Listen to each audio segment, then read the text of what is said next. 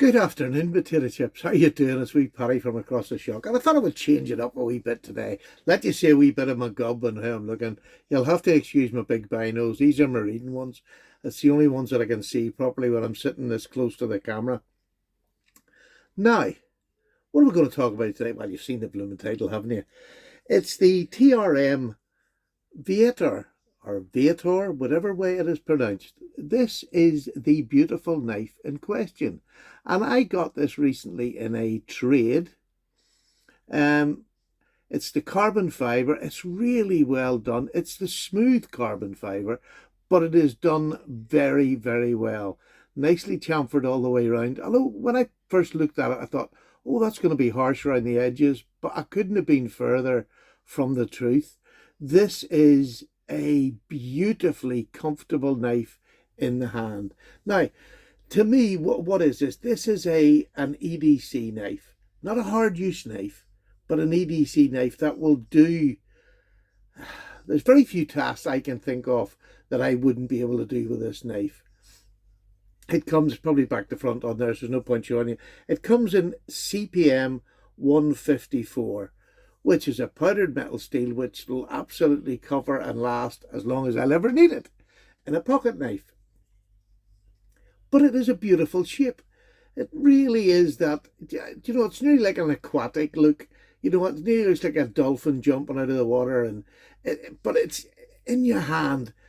It is probably one of the most comfortable knives that I've handled at a 4-inch handle and a 3-inch blade. This is probably one of the most comfortable. And the thing that makes it comfortable is this clip. Let me just show you the clip. I love the way they've dipped it down. A lot of the clips now are sticking straight up. They actually have this flattened over at the top. It's not deep carry, but it's fairly deep. You only see the screws basically sticking out of your pocket. But a beautiful, beautiful clip that has been designed for the user. Not just for show, it's been designed for the user. And it is genuinely a beautiful, I don't feel it at all.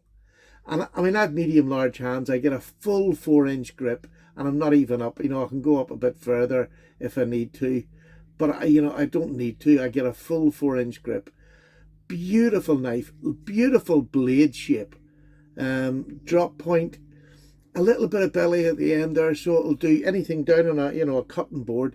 This is great for if you're taking it to work, to cut your piece at lunchtime, to cut a bit of fruit. It is a beautiful knife. Now, when they first came out over here, this is the slip joint version, by the way. It's the only slip joint I think they do. But when they first came out, they were awful dear over here. They were about £183 to buy one of these now over here, if you can get them. I don't even think they're for sale over here now. But I know Heine had them originally. Whether they're going to get them again, I don't know. But it's not going to stop me showing you the knife, because it's just, if you can get one in the second-hand market, even over here, go on Instagram, ask, sometimes in knives, it's very much I said about my traditional, the hunt is the nice bit, is trying to get it. Go on and ask anywhere. And now Etsy over here doesn't do a wide range, does more antique knives than it does modern knives. But get on Instagram, keep asking, because somebody will come along at some time and have one for sale or trade. This is what I got this in a trade. So I was really happy to get it in the trade, because I really wanted to try it, but I wasn't prepared to pay £183 because I'd never handled one. And it wasn't a knife that was widely sort of put on Instagram or YouTube, probably more than that. So I didn't see an awful lot of videos about this knife. Maybe I wasn't looking, to be honest. The price kind of put me off. Now, the steel, CPM 154, absolutely smashing steel. And the one thing everybody said about these were they were some of the best slicing knives. I know Pete over at Cedric and Ada, he has the more modern ones, and he swears by it. So, I mean, Pete's one of them people that if he says it's good, I tend to believe him that it's good, because anything I've tried that he said's good was good. So, and that's how you judge your YouTube creators. This is just a stunning piece, I have to say. I really do like it. But I want to show you some of the options that I have. The thinness behind the edge is good on this. Is it super, super good? Depends what you want. To me, this is a slicing machine. It's got a flat grind. It seems really thin behind the edge. I haven't measured it. Just feels. You can feel a knife when you're coming off the end. Your fingers sort of disappear off the end of it. It's thin, but it slices. I mean, this is the sort of knife. I don't know whether anybody can relate to this, but this is, I love getting a sheet of A4 paper and just slicing with it, because the feeling of this going through paper is next to nothing. It sounds quiet. It's just beautiful. And that's how I tell that's, you know, if it's a good cutting edge. It just slices through receipt paper, anything you want.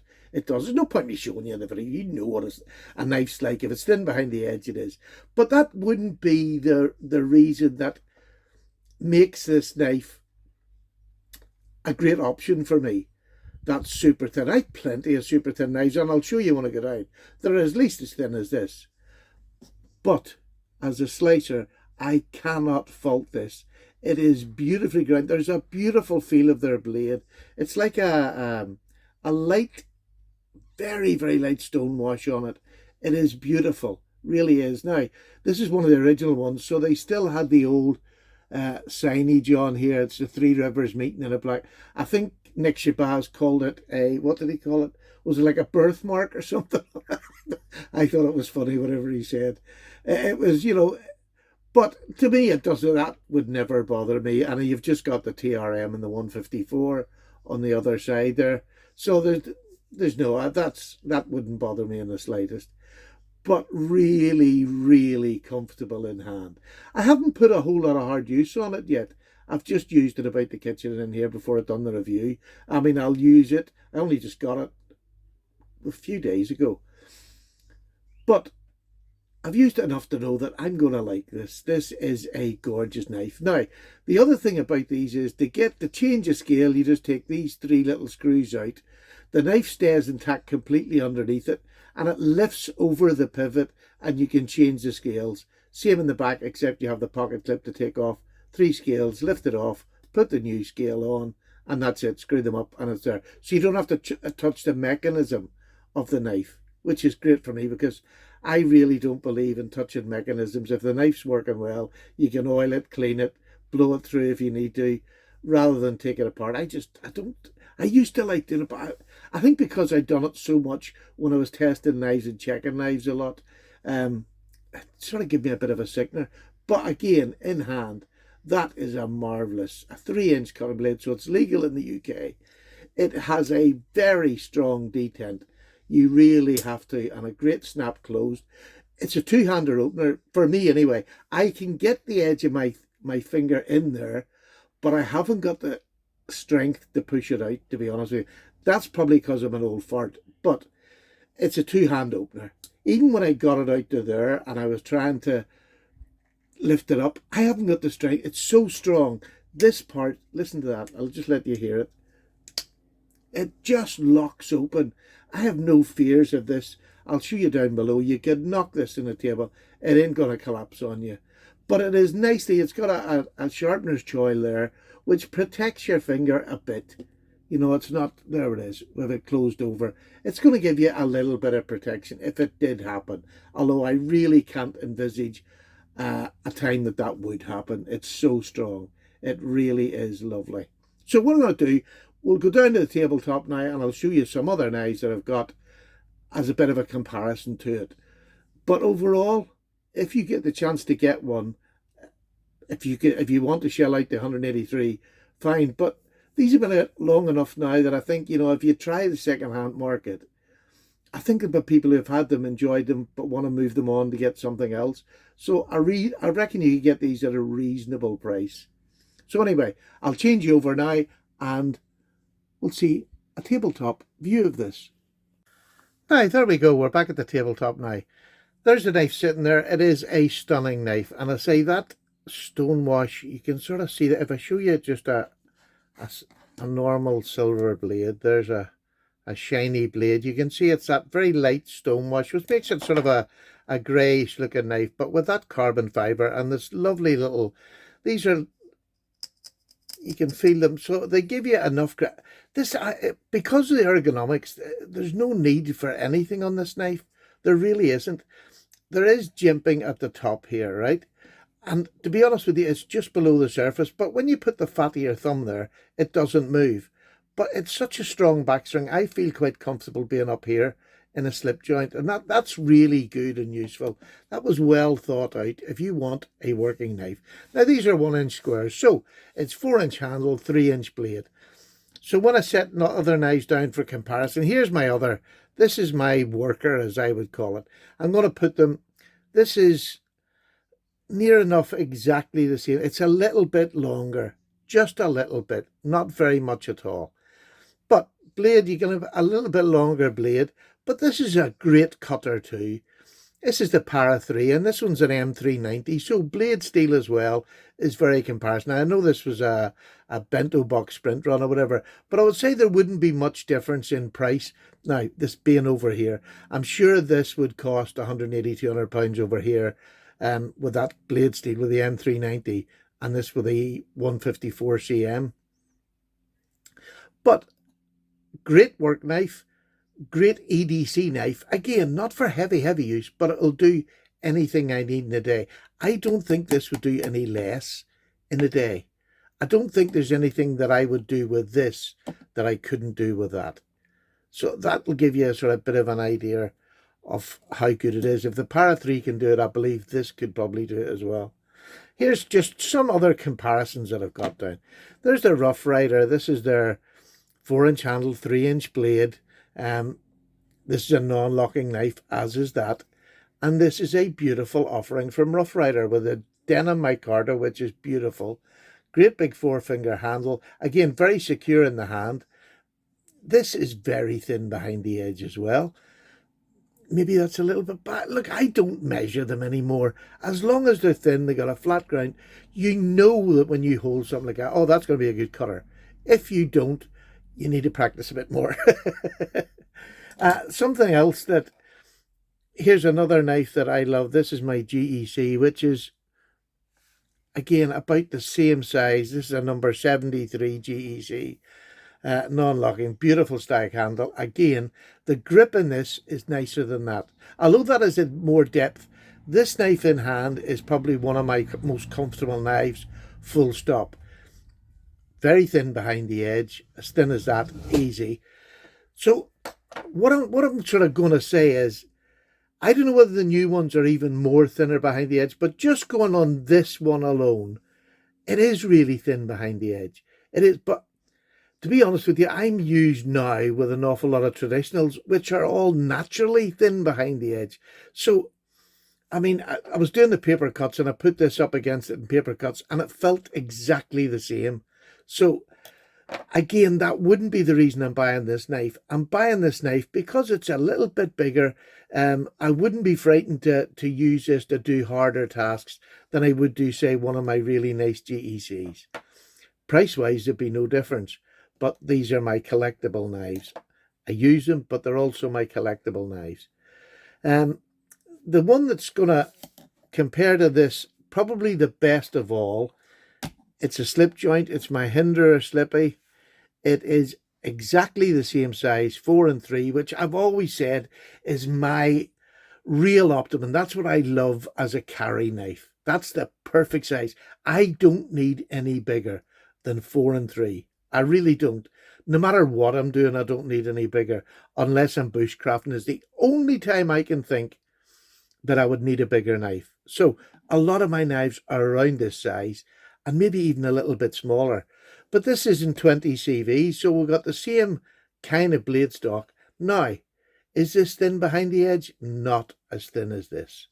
No, and probably by quite a bit, it's not as thin as this, but this is what I would call my work knife. If you can see the blade stock, they're maybe not that difference in thickness, but look at the tips. Can you see them tips? This is my work knife. This will do anything. This I would be Cautious about how I would use the tip on this. This one I wouldn't. I'd just jam it in and use it. So this is where this knife is going to come in as a knife that I want to carry EDC, which would be great for cutting food, for, cutting your sandwich at lunchtime, all them things that a bit of fruit, anything at all. It's going to slice through and make complete mincemeat off. This is another knife that is incredibly comfortable in hand, even with the clip.